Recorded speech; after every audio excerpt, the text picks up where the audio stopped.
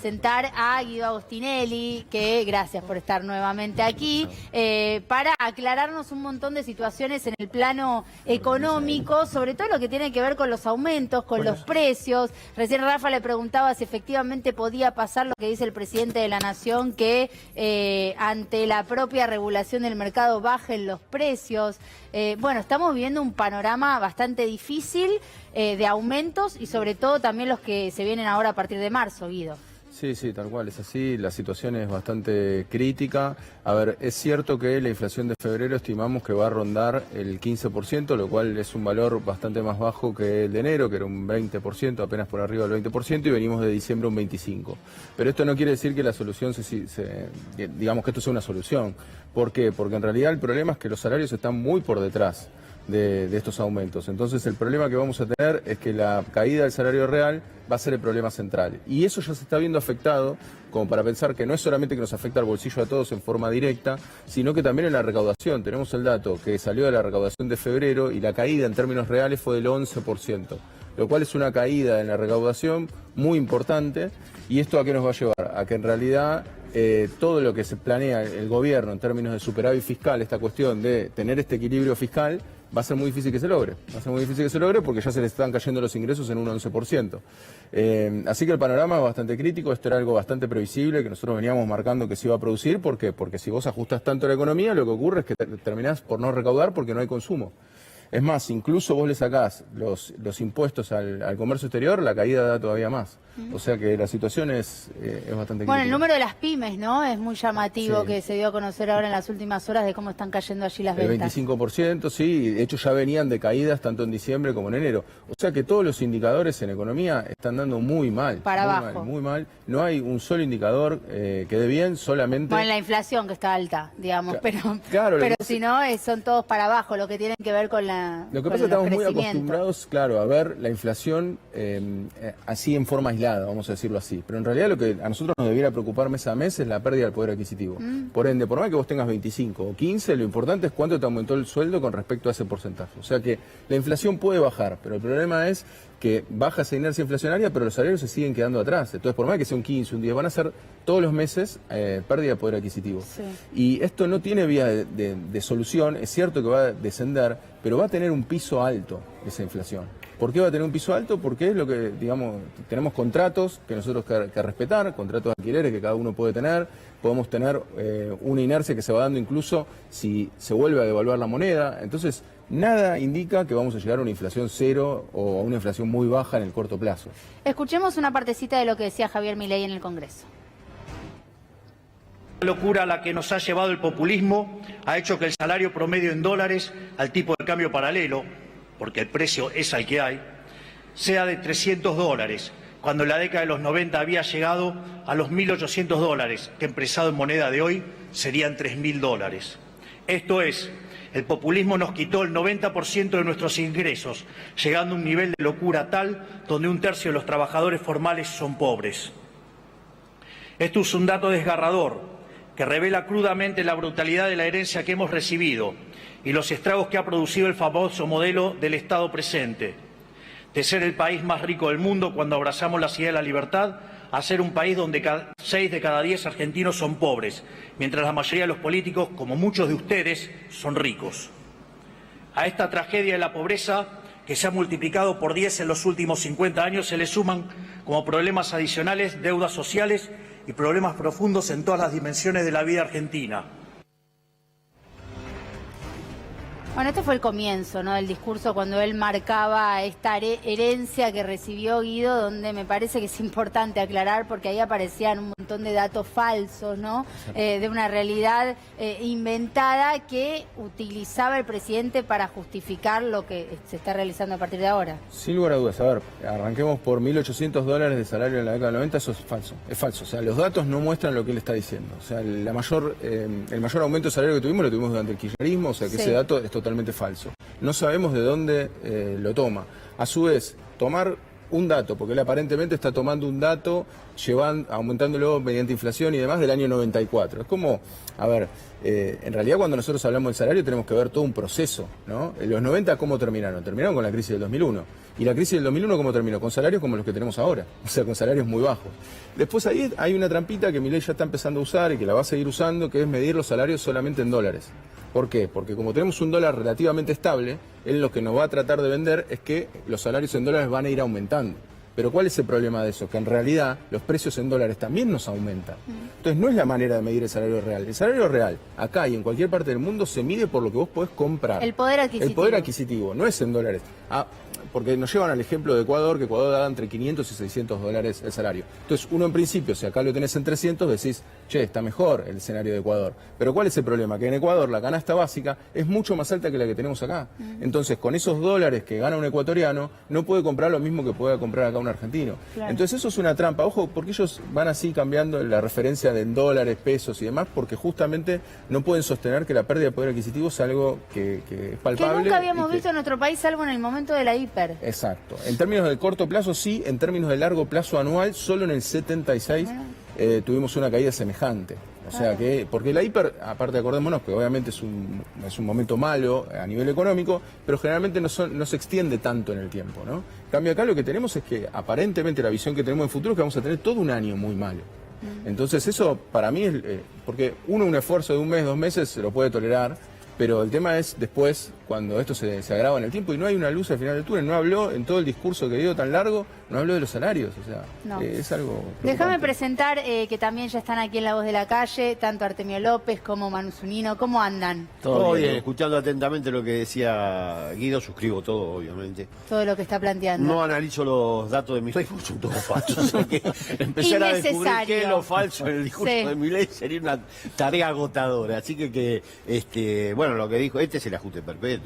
Yo traje algunos gráficos que corroboran lo que dijo Guido, caída en la recaudación del IVA, caída en los aportes previsionales, caída en el consumo doméstico, caída en la economía. El mismo Fondo Monetario recalculó su proyección de crecimiento económico a la baja, obviamente. ¿Por qué? Porque asumió Milei. Porque hasta que asume Milei, ellos decían que la Argentina iba a crecer 2 puntos, 3 puntos. Asume y bueno, ellos saben muy bien hacia dónde va esto. O sea, totalmente de acuerdo con lo que dijo Guido. Un dato, acaban de publicar Cifras CTA, un muy buen informe sobre salarios. Mirá qué dato. Entre noviembre y enero, la caída del salario real del poder adquisitivo es del 23.2.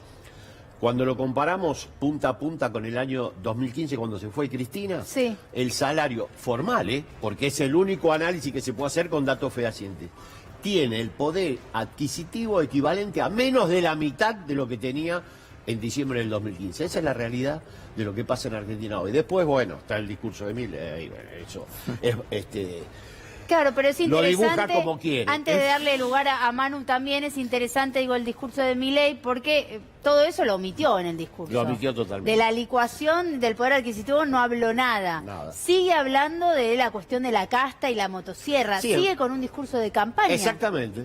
Bueno, prometió algunas cosas que, para mí, más que un discurso de apertura de sesiones, fue un discurso de amenaza a los sectores populares, a los sectores medios. Luego prometió un regreso de las AFJP. Sí. Como si eso supusiera alguna mejora en el sistema previsional. Este modelo crea las condiciones para luego instalar soluciones. Pobreza, crea la pobreza. Argentina con Perón vivo tenía 6 puntos de pobreza en la última encuesta permanente de hogares. La llevaron a 54.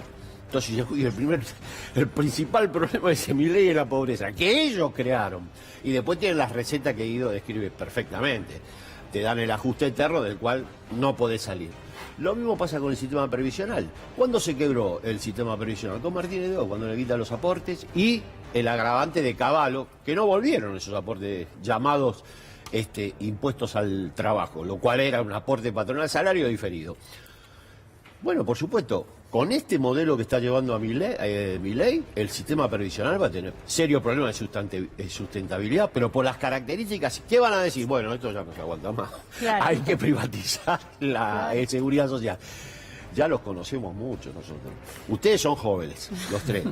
Pero este recorrido, encima esto es calcado. Si vos me decís, mirá, innovó en algo, decís, bueno, vamos a ver, esto es una réplica.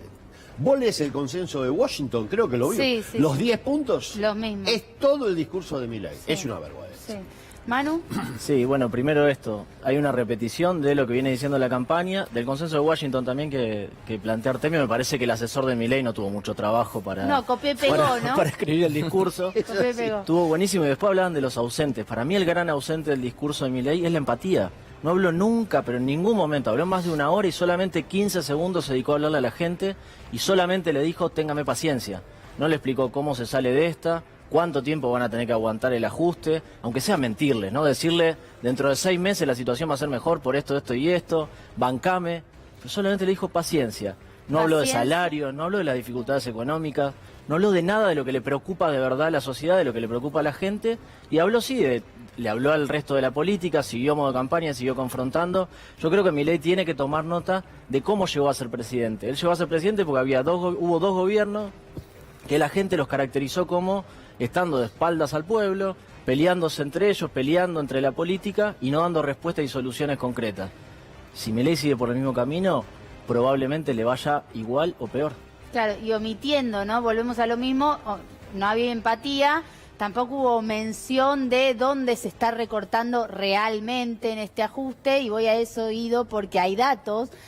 Tiene una frase, dijo, hay más motosierra que licuadora, de hecho, en un momento dijo, que es una frase falsa. Sí, sí, que es una frase falsa. Porque, a ver, ¿cómo podríamos diferenciar la motosierra de la licuadora? Bueno, motosierra cuando vos cortás el gasto y no se vuelve a reproducir ese gasto, podría ser el gasto de la política que él ahora está sugiriendo. El gasto incluso, de la flota de los autos, exacto, del catering, que incluso etcétera. uno podría estar hasta de acuerdo con eso. Sí. Me parece que no es algo central. En los números globales uno ve que eso no cambia demasiado la ecuación. Pero la licuadora, ¿dónde estaría? Bueno, en que el superávit teórico que logró en enero se debe a que no aumentó las jubilaciones, fundamentalmente se explica por eso. Después porque, por ejemplo, no manda a las universidades los fondos necesarios. Y después habla de los premios Nobel de Economía, siendo que se formaron en una universidad pública, no le manda fondos. O sea, la misma universidad que no le manda fondos es la que él dice que justamente formó los premios Nobel y que él hace alarde de eso. De un modelo que aparte se formaron esos premios Nobel en el modelo de la casta, según él, ¿no? Porque fueron estos últimos 100 años de que supuestamente la política se intrometió en toda la economía argentina. Lo cual habla a las claras que digamos, no genera ningún grado de empatía. Los datos que él sostiene son falsos. Volvió a repetir lo de que Argentina era primera potencia mundial, lo cual dice en un momento primera potencia, después dice que era tercera potencia. O sea, hasta se mezcla en los mismos relatos que él da de los datos, que son por lo general totalmente falsos. Entonces También en algún punto, Artemio, por ejemplo, él reivindica mucho los Estados Unidos, ¿no? Lo que pasa, digamos, en otras partes del Que vive en mundo. déficit. ¿Qué? Y que, Si hay un país que vive en déficit. que vive en déficit y que Es tienen Estados Unidos. estados interventores. Pero por supuesto, igual que Alemania. Los ejemplos que él pone están todos a contrapelo de lo que él nos propone. En realidad, el de Jauretche decía, miren, hagamos lo que hacen, no sigamos sus consejos porque les arrancamos. Bueno, Milei nos propone hacer lo que los consejos de ellos dicen que hay que hacer. No, está equivocado. Nosotros eso ya lo conocemos, termina mal. La última ejecución presupuestaria, no sé, Guido, lo confronto con tu dato. El 40% de la ejecución son servicios de deuda. O sea, que la plata está concentrada en vigilar que se atienda los servicios de la deuda contraída. Otro tema de que no habló de la deuda. No habló. No habló de la deuda. Bueno, claro. De acuerdo. Está claro por qué, pero- Encima ahora le desaparecieron los perros, porque no aparecen. Parece que Estamos todos preocupados por eso. no Artemio, pueden muy defender preocupados. los 4 perros eso, porque es un acuerdo delictivo por donde se lo mire, tanto por el lado del fondo como del ingeniero Macri. Lamentablemente se corroboró vía parlamentaria durante el gobierno de Frente de Todos, eso hay que decirlo, pero bueno, 40% de la ejecución, en un momento que no hay plata dedicado a servicio de deuda, hay que decirlo eso, porque no es que la gente lo sepa, se nota, se observa. Sí. Todo el mundo sabe que la plata está, pero no está para los fines que los sectores populares, los sectores medios Por eso cae requieren. el poder adquisitivo. Vos trajiste una placa al respecto. Sí, pero ¿eh? corrobora todo lo que Guido ya había planteado. la Si ponemos querés la y la vemos, pero repasamos, sí, para- nada para nuevo porque confirmar él lo algunos adelantó. datos. Es más, me iba a ir porque igual No, acá son todos necesarios. A ver, esta placa, que me la podés explicar, Artemio. Mirá, ahí está el deterioro salarial, la evolución del poder adquisitivo del salario. Estos 23 puntos de caída es de noviembre a enero. Faltan los datos de febrero que van a provocar más caída. Y lo que quería mostrar es punta a Sí. punta, con respecto al año 2015, cuando se retira Cristina del gobierno, la caída es de casi 52%. Estamos hablando de salario de poder adquisitivo real. Este tobogán se va a repetir, traje algunas más, pero es un poco lo que señalábamos inicialmente. La recaudación del IVA, lo que pasa con los aportes previsionales y la caída del consumo doméstico medido por CAME, casi el 30%. Nadie logró eso en 82 días, fueron. Sí, sí. Es una cosa récord. Cristina dejó la participación de los trabajadores sobre la distribución funcional en 52 puntos, Macri la bajó a 46. El Frente de Todos la dejó en 44, hubo un pequeño corrimiento a la baja también. No hay datos todavía. Mi percepción, no sé vos, Manu, Guido, es que esto está en el 40 o menos. Lo que está haciendo Milei en términos distributivos no tiene antecedentes. Y esto es un título. Lo que implica es recesión, caída de la actividad y obviamente el ajuste perpetuo. Porque cuando hay recesión, hay caída de la actividad, se cae la recaudación, ¿qué va a decir? Hay que ajustar. Te agrego algo más, Artemio, que empezamos a ver. Estábamos hablando del poder adquisitivo. Sí. Hoy los principales problemas son la inflación y los niveles salariales. Pero empieza a aparecer un fantasma en las encuestas que se duplicó de un mes al otro, que es el desempleo. Porque este nivel de recesión, Exacto. estábamos hablando de las pymes, cae la actividad. ¿Te hace despedir? Cae la actividad, o sea, caen las ventas en los comercios, cae la actividad industrial, las ventas en los comercios, ya hay gente que está parada, más allá de toda la gente que despidieron del sector público, el sector privado está empezando a despedir Lógico. gente. Hoy empieza a ser un problema que recién empieza a verse en las encuestas, pero yo creo que en los próximos meses va a ser uno de los grandes temas que Desde además el genera más comercio recesión más chico todavía. hasta la empresa más Así grande, es. porque digo, el comercio más chico, imagínate que tiene un local 3 empleados y no están vendiendo, y bueno, van a prescindir por lo menos de uno de los 3. Sí, y lo mismo recortan pasa en horas. escala Bueno, más el empleo en grande. Argentina, de pequeña y mediana, no es que esto no es el Silicon Valley. Porque esto piensa, dice, bueno, el empleo, no, el empleo se hace de estos pequeños comercios. El 70%, la sumatoria. 70%. Lo que Guido, le si no- juega a Milei a favor es que los datos tardan en llegar. Claro. O sea, bueno, Los va a sí tener vamos en mayo tener para que no sé ser- usted qué Porque piensa. yo creo que él superó los 2 dígitos de desempleo. Ya. Sí. Pero bueno, igual se tardan en siente, llegar. en la Ojo que hay realidad se va a precarización. empezar a sentir, digo, bastante rápido. Ya se están sintiendo algunos aumentos y pérdida del poder adquisitivo. Digo, algunos impactos todavía faltan que empecemos a sentir, como lo que tiene que ver con los tarifazos, ¿no? Lo que empiece a llegar en las facturas de gas y de luz. Y digo, de a poco se va a empezar a sentir más la realidad. Pero esto para preguntarles respecto de la respuesta que todavía tiene Javier Milei, porque también hay que decirlo eso, digo, hay una parte de la sociedad que todavía lo sigue escuchando y lo sigue acompañando. ¿Qué datos manejan ustedes respecto de eso, Acá Manu de tiene una una caída de la imagen que me imagino que existirá, pero de un porcentaje que todavía lo sigue acompañando? La caída de la imagen desde que asumió Javier Milei hasta acá, más de 80 días o promedio 80 días, es de 9 puntos. Podemos decir dos cosas. Es un montón en muy poco tiempo, pero tiene que ver con lo que estaban diciendo Y Guido y sí, Artemio. Él de acelera que los todo es tiempos. un montón. Todo se vuelve más tedioso, más caótico en poco tiempo y la imagen del presidente tiende a caer. A pesar de eso, todavía conserva promedio 45% de imagen positiva. Cuando ves la evaluación de la gestión, no la imagen del presidente, está más abajo, está en 42 puntos. Cuando preguntas por la gestión económica, está abajo de los 40. O sea, hay un montón de datos que en poco tiempo deberían preocuparle al gobierno, pero que también, visto de su lado, todavía mantiene cierto nivel de apoyo. ¿Con qué juega Milei? Con que todavía no lo consideran el principal responsable de la situación económica. Hoy el primero es el gobierno anterior, el segundo el gobierno de Mauricio Macri, y él recién está en tercer lugar, pero viene subiendo. En 80 días subió 20% la adjudicación de responsabilidad sobre los problemas económicos al actual presidente y al actual gobierno. Todavía tiene un poquito de crédito, pero me parece cada vez menos. Sí, y además vamos muy poco tiempo de gobierno, digo, Bueno, él no tuvo el pico. Cualquier el otro pico presidente la luna a de miel, 3 la luna de meses esa luna de miel. Lu. no la tuvo. tuvo. O sea, hay un deterioro paulatino, pero desde los niveles, digamos, iniciales. Y hay un dato interesante que lo comentaba con Santiago Giorgetta, también de proyección.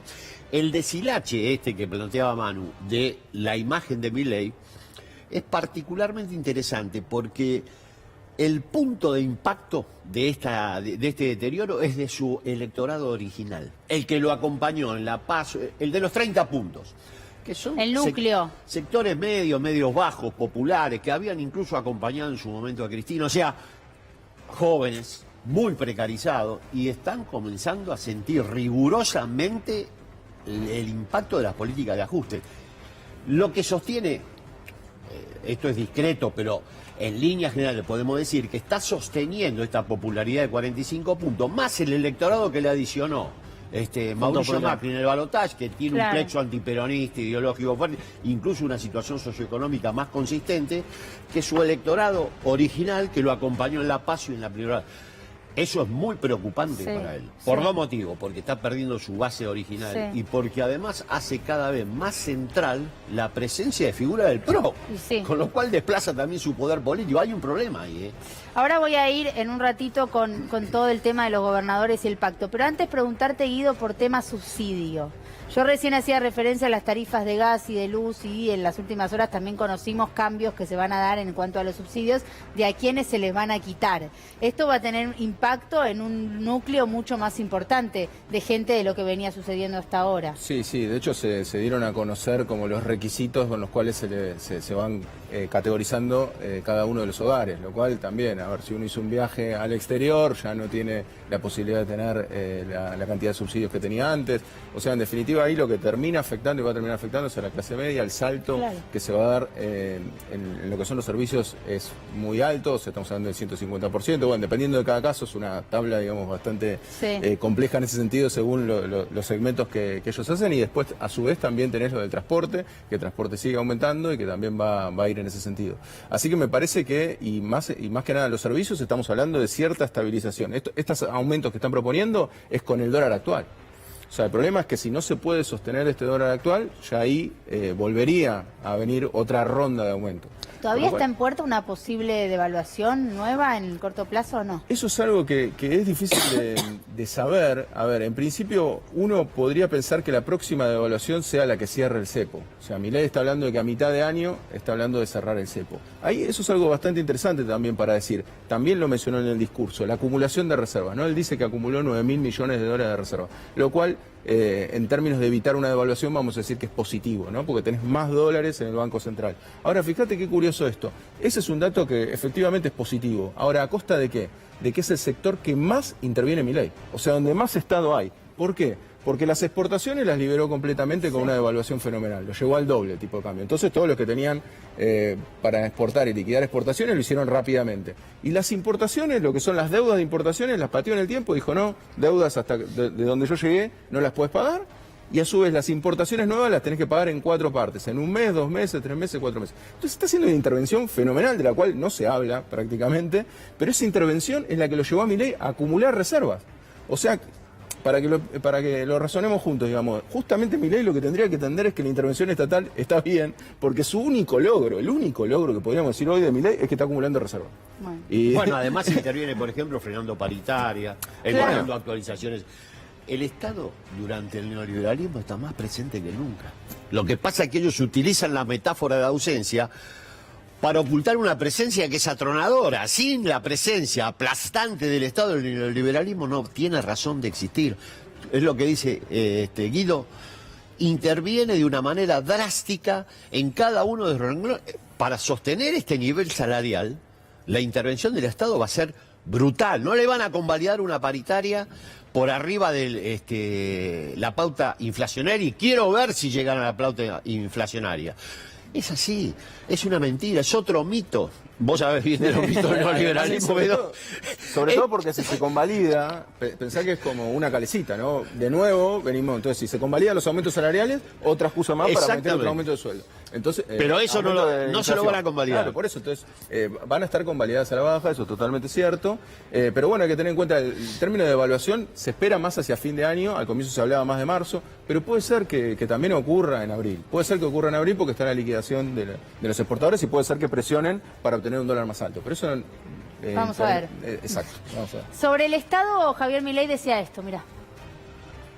Esta es la realidad que nos dejaron a nosotros, que somos por derecho e historia uno de los países más importantes del mundo. Un país que hace 120 años tenía uno de los 3 PBI per cápita más altos del mundo y recibía inmigrantes de todos los confines del planeta. Detrás de todos estos males nos encontramos con un Estado nacional inoperante, quebrado y que no puede ni siquiera cumplir con sus funciones básicas.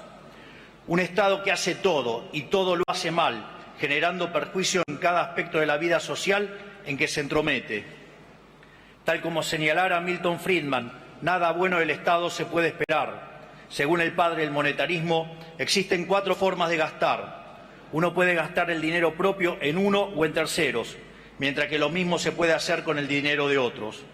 Así, la mejor manera de gastar es el dinero propio en uno mismo, ya que uno sabe lo que quiere y cuánto le costó ganarlo, es decir, se maximiza el beneficio. Por otra parte, cuando se gasta el dinero propio en otras personas, se minimiza el costo, mientras que cuando se gasta el dinero de otros en uno mismo, se cae en el despilfarro. Por ende, esto se deriva que no hay forma peor de gastar que gastar el dinero de otros en otros, justamente lo que hace el Estado.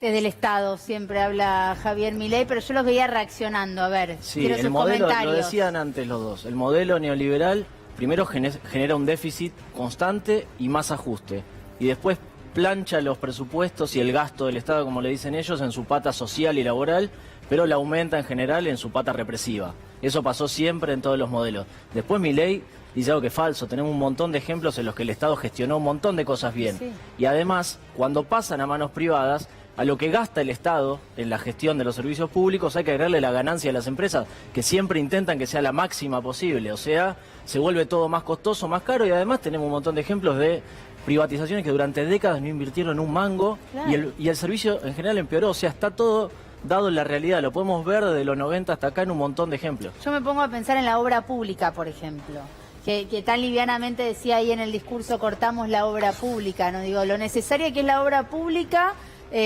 porque hay de repente hay situaciones o determinados lugares en los que no va a ser rentable una actividad o una obra, pero es necesaria, digamos. Bueno, y si esto es va a que el pasar. criterio de rentabilidad es el que prima, tenemos que cerrar la atención pública de la salud. Claro. Eso tampoco tiene que...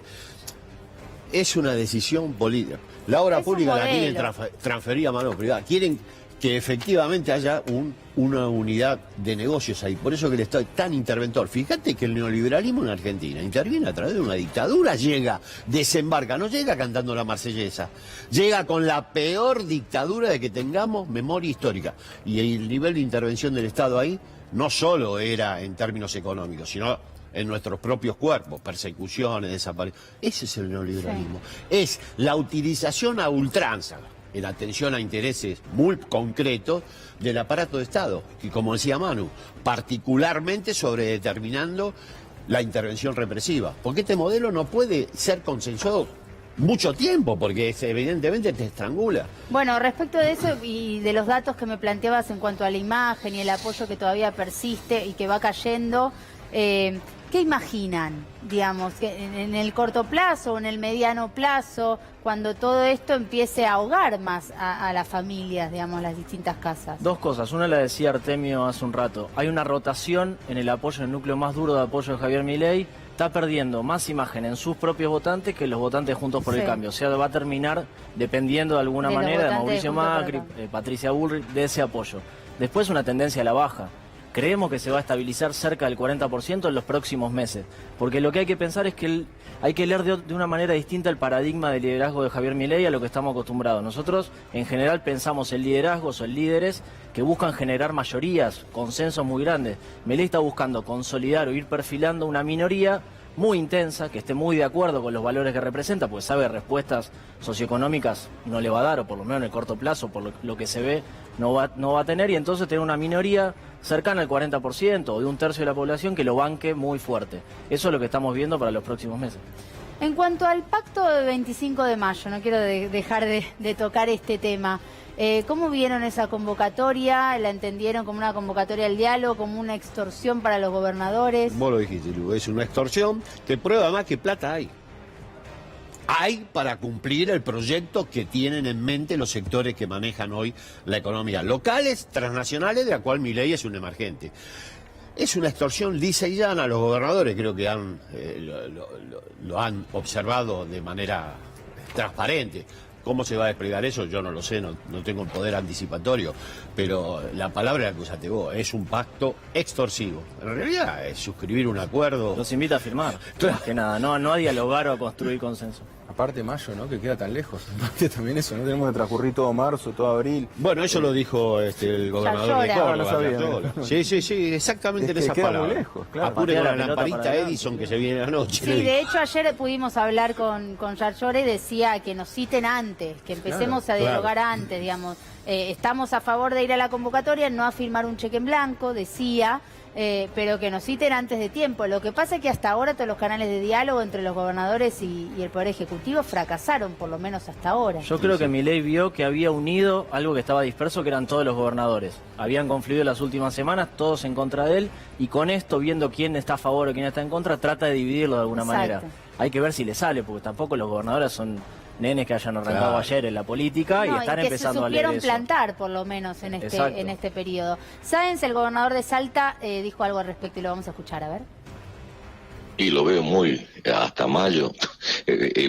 Podemos esperar, sí, todo el pacto y todo, pero que bueno, entendí que antes de eso vamos a empezar a trabajar sobre lo que habíamos planteado aquí en Salta en su momento al ministro del Interior, en sentarnos y buscar puntos de encuentro y de entendimiento entre las necesidades que tiene el gobierno nacional y las necesidades que tienen los gobiernos provinciales, ¿no? A mí me parecen muy buena el planteo de los 10 puntos. Algunos se podrán discutir, pero en la mayoría estaría de acuerdo, y creo que los gobernadores también, o sea, y creo que es necesario hacerlo. Muchos plantean este acuerdo respecto del pacto, pero bueno, ciertos distanciamientos en relación a voy y tampoco voy a firmar lo que en realidad ya dijeron que no querían firmar. Exactamente. Quiere decir, estamos volviendo sobre lo mismo, ¿no? En algún punto, Artemio. Sí, además creo que en ese pacto no hay una sola mención al perfil productivo de las provincias. O sea, no hay nada, es un acuerdo estrictamente financiero fiscal. Y yo creo que lo que le reclaman los gobernadores, el caso de Yarlora es muy explícito. Tiene que haber acá un proyecto productivo también. Porque si no, no hay manera de darle sustentabilidad. Bueno, está bien, acuerdan, este pacto le da. ¿Y cómo sigue la historia? Otra vez van a requerir otro nivel de extorsión por parte del gobierno. Es la sujeción de la autonomía de las provincias al gobierno central. Estamos perdiendo la dimensión federal, que siempre fue una de las ejes centrales por los cuales a Argentina los gobiernos nacionales tenían obligaciones para con las provincias, que por otro lado preexisten en la nación. Es un problema severo. Acá el Estado Nacional se alzó contra las provincias de una manera que no tiene, yo por lo menos lo conozco, en democracia no tiene antecedentes. Esto en dictadura sí, se hacía lo que decía el dictador, pero en democracia nunca pasó. El límite fue sacar la coparticipación. En el caso de Exactamente. Chubut. Cuando ya habían comenzado con otros fondos, ¿qué es lo que le está generando las dificultades a nivel económico a las provincias? Digo, porque también este toma y daca tiene que ver con firmarme la ley ómnibus y yo te doy el alivio fiscal. Digo, que muchas provincias, hoy me decía Daniel Arroyo, el diputado más temprano, y va a haber distintos grupos entre los gobernadores. Van a estar los que lo quieran pelear un poco más, van a estar los que necesiten recibir ese dinero, va a empezar a pasar esta situación, Claro. y se van a dividir un poco las aguas, como decía Manu. ¿Te parece, Guido? Sí, sin lugar a dudas va a haber algunos que se van a plantar más. A mí me parece que ya empiezan a tener problemas incluso las intendencias. Tengamos en cuenta que para la intendencia las obras es algo importante, y eso baja en forma indirecta desde la nación. O sea que la situación es muy tensa. Por esto que decíamos de mayo es muy lejos, porque realmente lo es. O sea, Milei me parece que ahí lo que está especulando es que va a llegar aireoso, porque él piensa que en abril se empieza este rebote, ¿no? Él dice que la economía va en B, ¿no? Y que la B empieza a levantar a partir de abril. Lo cual a mí me parece que primero si levanta, ojalá que eso ocurra, todos queremos eso, no va a ser en la misma sintonía que la caída estrepitosa que estamos viendo ahora con los datos. O sea, no va a pegar un rebote que nos va a llevar a la situación que teníamos cuando recibió el gobierno Milei, que ya era una situación mala. Y hay que ver cuántos llegan a ese momento Por también, eso, ¿no? entonces ese recorrido más que una B así, va a ser una B tenue que va a levantar poquito. Ojalá que eso ocurra. Yo hasta pondría en duda que eso va a levantarse en abril. Entonces él especula con fines de mayo como que ya empieza a levantar, y que eso le va a permitir negociar con los gobernadores de una mejor manera. A mí me parece que eso no va a ocurrir y que la situación va a ser bastante agonizante de acá a mayo. Y sí me parece que va a haber distintas posturas de los gobernadores. A mí me parece que está bien siempre convocar al diálogo. El tema es, bueno, si me da los 10 puntos para que lo firme, es un problema. Ahora, si podemos discutir los 10 puntos, me parece bien, vamos a decirlo así. Ahí está el interrogante de lo que se viene, por lo menos en el corto plazo. de Sí. si habrá diálogo o no habrá diálogo entre los gobernadores Y hay que ver si es verdadero diálogo. Yo creo que si el escenario económico es como el que plantea Guido, los gobernadores van a llegar a una instancia el 25 de mayo en que si le firman, le van a estar firmando a Milei su propia responsabilidad sobre lo que pase en el gobierno de Milei. O sea, si Milei choca el bondi, el ómnibus, no sé, la combi, lo que sea, van a chocar ellos arriba también y van a ser responsables. Creo que es el mayor riesgo que van a evaluar los gobernadores de acá hasta mayo. Claro. ¿Estuvo Mauricio Macri atrás de este pacto? Sí. ¿No? Eso nunca se sabrá porque Mauricio Macri se maneja en bambalinas. Por la forma en que tuiteó a posteriori del pacto da la sensación de que sí participa de este tipo de visiones. El gobierno que quiere, todo lo automático transformarlo en discrecional. O sea, en realidad si podría eliminar la automaticidad de la coparticipación, lo haría. ¿Para qué? Para subordinar la voluntad política de los gobernadores y de cualquier otro que le ponga un matiz. Estas miradas neoliberales son totalmente autoritarias, no admiten matices. Milei además lo encarna en una personalidad extravagante, pero no admite matices, para eso piensa en esta salida. Y con respecto a que la economía en B, la economía, la B sí, pero se va a la B, porque revisemos qué es lo que hizo Milei, porque las palabras son los hechos que producen, porque yo puedo tener, porque vamos, bueno, lo que pasó hasta ahora, 17 puntos arriba de la pobreza, yo creo que duplicó el desempleo que encontró. Mi percepción. Lo mismo pasó con la indigencia. No hay motivos. Bueno, la caída en la participación de los trabajadores, caída en la jubilación, la caída de la participación de los trabajadores va a ser récord absoluto. Lástima que no tenemos el dato. Bueno, Milei igual va a tener su dato. Igual correlaciona con lo que es la pobreza, correlaciona bastante bien. Correlaciona bastante. O sea, que si aumenta la pobreza. No sé, hay antecedentes de que en 82 días se produjo un aumento de 17 puntos. Por eso se dice rápido, pero son casi 7 millones de argentinos que han caído en la pobreza en 82 días. La economía en B. La economía se va a la B con Milei y vamos a ver qué va a suceder. No hay ninguna garantía. Yo creo que es un imaginario que siempre flota. Bueno, ¿te acuerdas que Macri decía el segundo semestre? Sí, segundo semestre es lo mismo, la nueva versión. A mí me gusta Creedence, hay una canción de Fogerty interesante que dice, algún día nunca llega. Claro. En los 70 ya. Ahí esperábamos. Vamos a ver, a hablando esperar. de Mauricio Macri, él tuiteaba, apenas se daba a conocer este pacto del 25 de mayo, por eso estos rumores, o por lo menos estos planteos en relación a si estaba detrás de esto, un mensaje claro, firme y con coraje, dice todos los argentinos, tenemos que apoyar al presidente y la clase política de aceptar esta invitación en un gesto de humildad y grandeza. Hay uno más, me parece, del expresidente, que también decía en las redes sociales, presidente, el PRO estará en Córdoba para firmar ese pacto del 25 de mayo. Y automáticamente también lo que pasó fue que los tres gobernadores del PRO, estamos hablando de Frigerio, de Nacho Torres y también de Jorge Macri, bueno, el jefe de gobierno porteño, salieron también a apoyar fehacientemente, digamos, esta convocatoria. El que marcó quizás una diferencia, haciendo un repaso de lo que hasta ahora expresaron los gobernadores, es Yarlora planteando esto de que falta mucho, que nos llamen antes o no vamos a ir a firmar algo en blanco y demás. Y después Ilioto, el de La Pampa, que fue el primero que dijo, esto es una imposición, que usó esas palabras, ¿no? Ahí, Manu, digo, se empiezan a marcar estas diferentes expresiones entre los gobernadores que hasta la semana pasada estaban todos alineados en un reclamo contrario al gobierno de la Nación, salvo el de Tucumán. Y bueno, y esta semana pasa esto, el dinamismo de la Argentina, ¿no? También. Sí, lo que tiene Macri para ofrecerle a Milei es poco, son 3, vos lo mencionaste bien, y quedaron 21 afuera. Ahora tiene que empezar a tratar de poner de su lado a esos. Macri igual va a tratar de condicionar a Milei al máximo. Milei tiene el riesgo de terminar cayendo en los brazos de Macri y que no le quede otra. Y para mí aparece otro actor del que no estamos hablando y del que Milei no casualmente no habló el otro día, que es lo más casta de lo que hay, la casta al máximo, que son los cortesanos, es la corte, que es el otro punto de respaldo que puede llegar a tener Milei en el futuro cercano, o lo único que le puede llegar a quedar, y no los mencionó. No quiero dejar de escuchar las últimas conclusiones de cada uno de ustedes. Manu, decías respecto de la justicia, ¿no? ¿Qué puede pasar ahora con la Corte? Estaban todos muy atentos ahí del discurso de Milei. Todos muy serios, todos muy atentos, esperando por ahí algún palo de Milei, yo creo que no. Y bueno, Milei creo que tiene expectativas de terminar apoyándose en ellos. Es un capítulo que se viene más adelante, no hay que definirlo ahora, pero el dato es que ni habló de esa casta, no les pegó en ningún sentido.